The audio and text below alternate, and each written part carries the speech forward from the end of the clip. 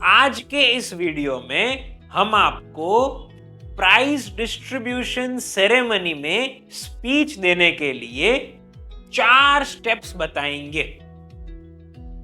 सबसे पहले तो आपको अपनी स्पीच की शुरुआत लोगों को संबोधित करके और जिन्हें प्राइज मिला हुआ है उन्हें बधाइयां देकर या मिलने वाला है उन्हें बधाइयां देकर और सभी लोगों को शुभकामनाएं देकर करनी है। उसके बाद जो सबसे पहला स्टेप आपको फॉलो करना है वह है कि आप यह बताइए कि प्राइज डिस्ट्रीब्यूशन सेरेमनी का आयोजन क्यों किया जाता है। आप कुछ इस तरह से बोल सकते हैं, लेकिन मैं आपको एक बात पहले बता देता हूं कि इस वीडियो में हम एग्जाम्पल लेंगे। मान लीजिए कि एकेडमिक्स में प्राइज डिस्ट्रीब्यूशन हो रहा है, मतलब शिक्षा के क्षेत्र में जिन्होंने अच्छा परफॉर्म किया है उन्हें प्राइज डिस्ट्रीब्यूट किया जा रहा है।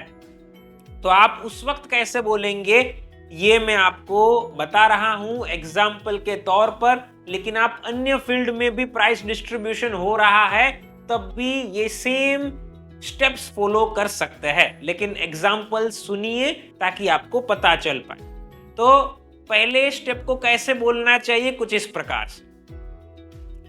साथियों, आज प्राइज डिस्ट्रीब्यूशन सेरेमनी का आयोजन किया जा रहा है, लेकिन क्या आपको पता है कि प्राइज डिस्ट्रीब्यूशन क्यों किया जाता है? इसके पीछे का एक ही उद्देश्य होता है, वो यह होता है कि प्राइज डिस्ट्रीब्यूशन करके सबसे पहले तो जिन लोगों ने अच्छा परफॉर्म किया हुआ है उन्हें एक्नॉलेज किया जाता है। मतलब ऐसा माना जाता है कि इन लोगों ने अच्छा परफॉर्म किया है इसलिए इन्हें प्राइज डिस्ट्रीब्यूशन किया जाए, मतलब एक्नॉलेज किया जाता है। और साथ साथ जिस फील्ड में इन लोगों ने अच्छा परफॉर्म किया हुआ होता है उस फील्ड में और आगे बढ़ने के लिए उन्हें प्रोत्साहन मिल पाए, इसलिए ये सेरेमनी को ऑर्गेनाइज किया जाता है।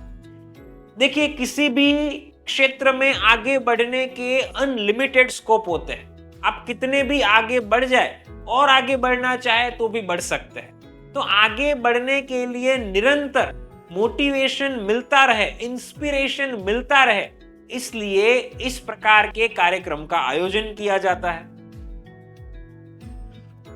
आप सभी शिक्षा के क्षेत्र में अच्छा परफॉर्म किए हुए हैं, लेकिन इस क्षेत्र में आप और आगे बढ़े और अचीवमेंट्स प्राप्त करें, यह इंस्पिरेशन आपको इस प्राइज डिस्ट्रीब्यूशन सेरेमनी में मिलेगा।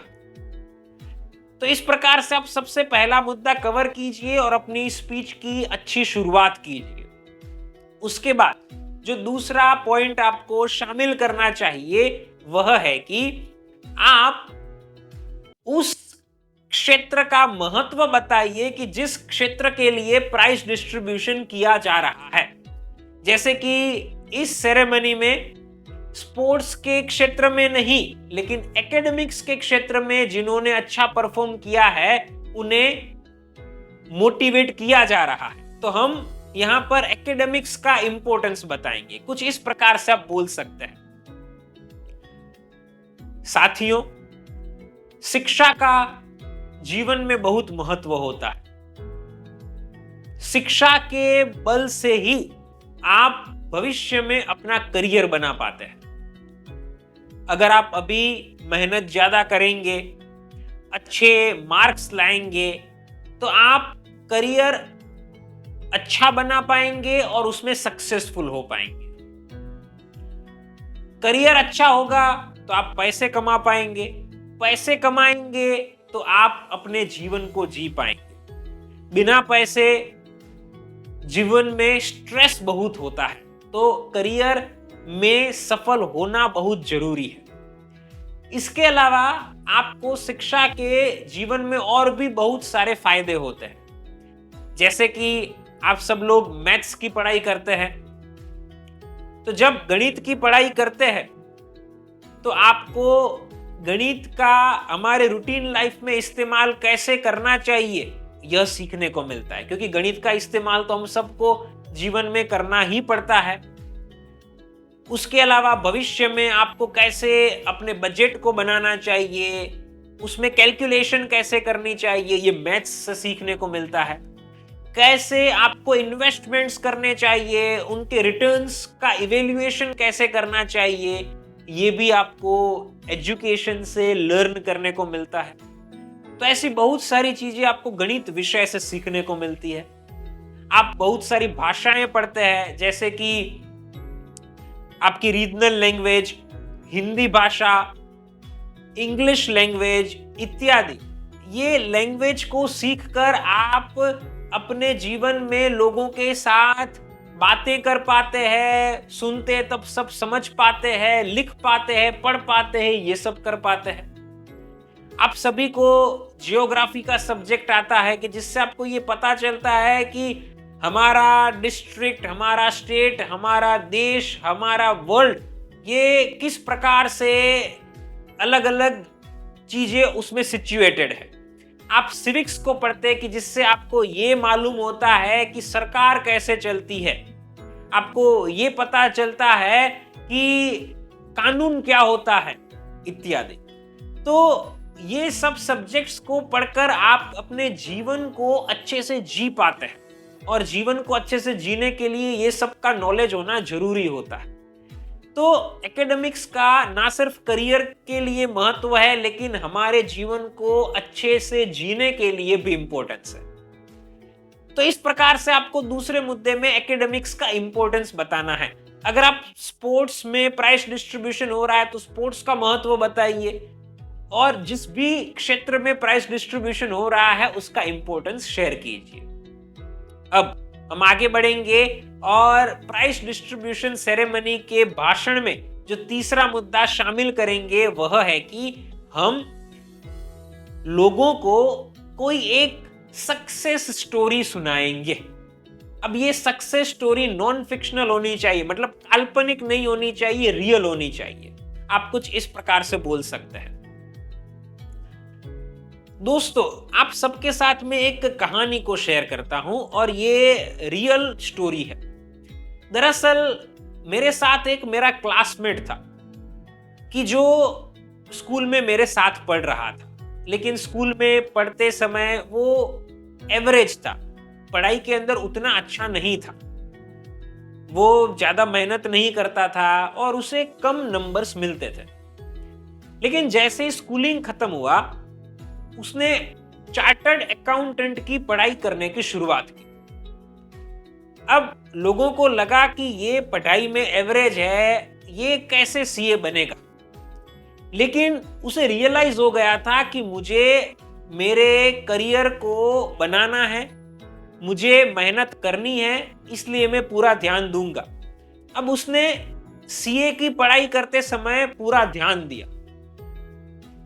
अब हुआ कुछ ऐसा कि सीपीटी का जो फर्स्ट लेवल होता है, सीए की पढ़ाई में फर्स्ट लेवल सीपीटी का होता था उस वक्त, तो उसने बहुत अच्छी पढ़ाई की और उसने फर्स्ट अटेम्प्ट में ही एग्जाम को पास कर दिया। उसके बाद सेकेंड लेवल आईपीसीसी के एग्जाम का होता है, तो उसमें भी उसने बहुत अच्छी पढ़ाई की और सभी पेपर्स को पहले ही अटेम्प्ट में पास कर ली।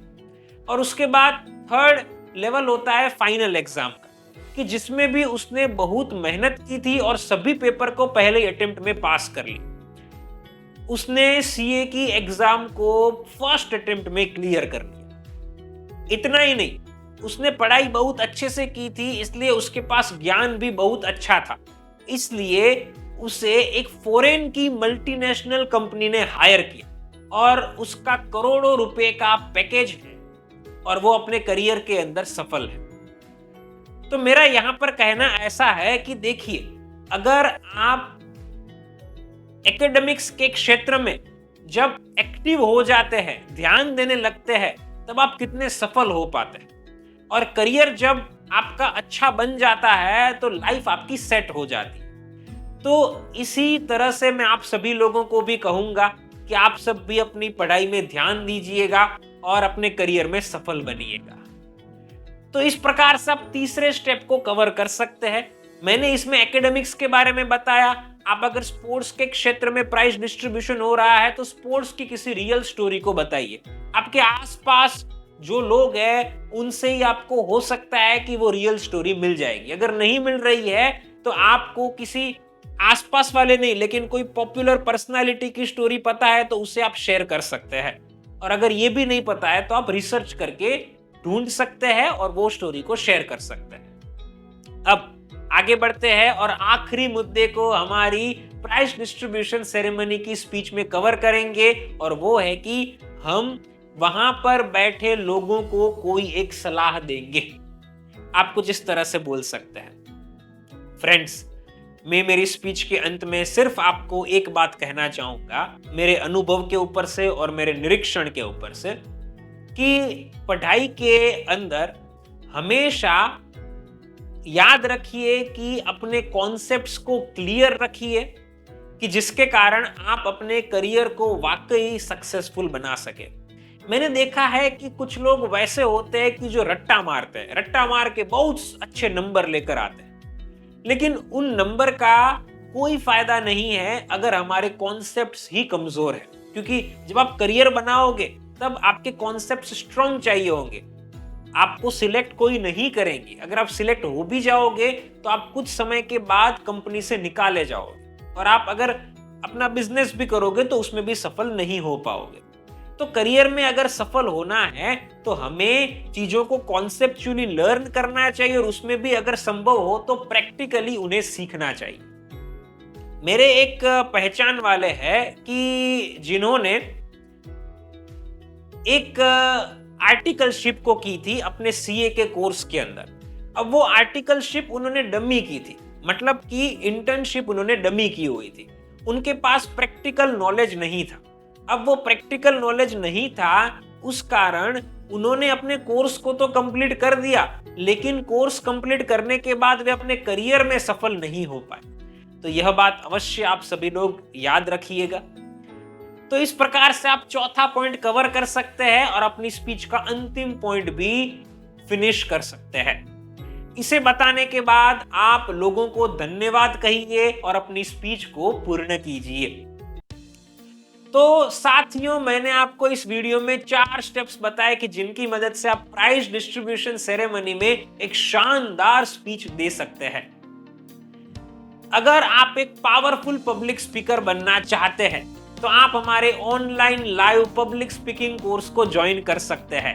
नीचे दिए गए नंबर के ऊपर आप हमें अभी कॉल कीजिए। मैं आपसे पर्सनली बात करूंगा, आपकी सारी प्रॉब्लम्स और रिक्वायरमेंट्स को सुनूंगा और समझूंगा और आपको पर्सनल ट्रेनिंग देकर एक कॉन्फिडेंट और परफेक्ट पब्लिक स्पीकर बनाऊंगा। फ्रेंड्स, फिर मिलेंगे एक नई वीडियो के साथ। Thank you.